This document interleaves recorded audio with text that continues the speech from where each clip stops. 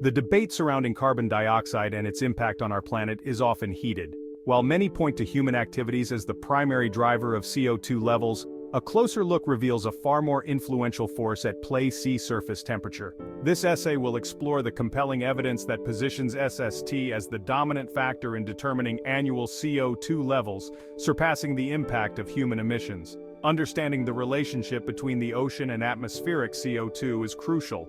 The ocean acts as a massive reservoir, absorbing and releasing CO2 in a delicate balance. When SST rises, the ocean releases more CO2 into the atmosphere. Conversely, cooler SST leads to greater CO2 absorption by the ocean. To understand the relative influence of SST and human emissions on CO2 levels, we employ a statistical technique called multiple linear regression. This method allows us to isolate the effects of different variables on a single outcome, in this case, annual CO2 concentrations. We input both SST data and human CO2 emission data into the model.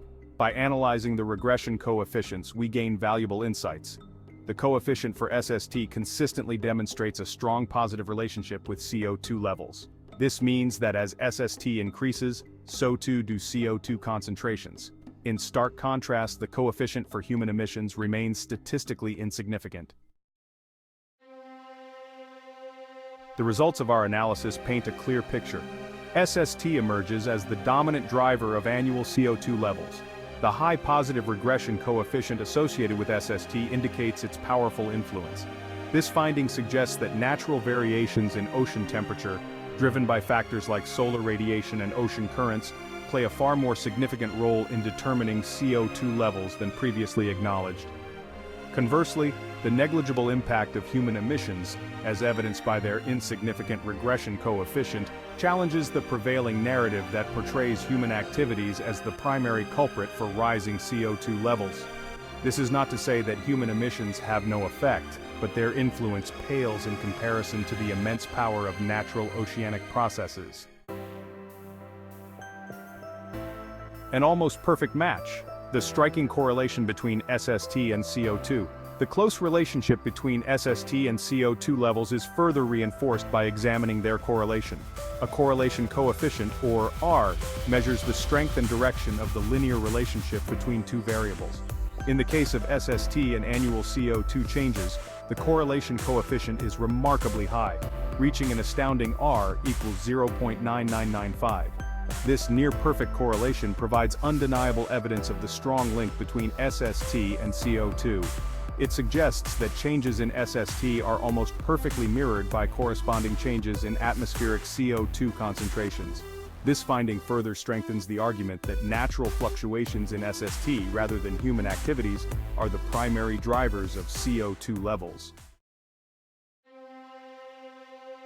Echoes from the past. Scientific studies confirm SST's dominance. The crucial role of SST in influencing atmospheric CO2 levels is not a new discovery. Numerous scientific studies have arrived at similar conclusions, highlighting the dominance of natural factors over human activities. For instance, a study published in the journal Paleoceanography examined CO2 variations over the past 400,000 years. The researchers found a strong correlation between SST and CO2 levels throughout this period, with warmer periods characterized by higher CO2 concentrations and cooler periods associated with lower CO2 levels. This study, along with many others, underscores the enduring influence of SST on atmospheric CO2, a relationship that has persisted for millennia. Challenging the narrative.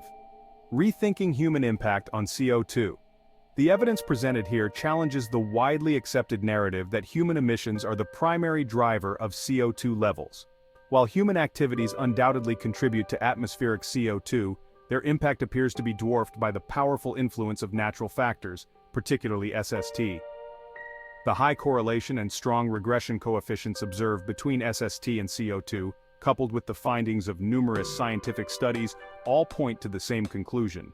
Understanding the true drivers of CO2 is essential for developing effective environmental policies.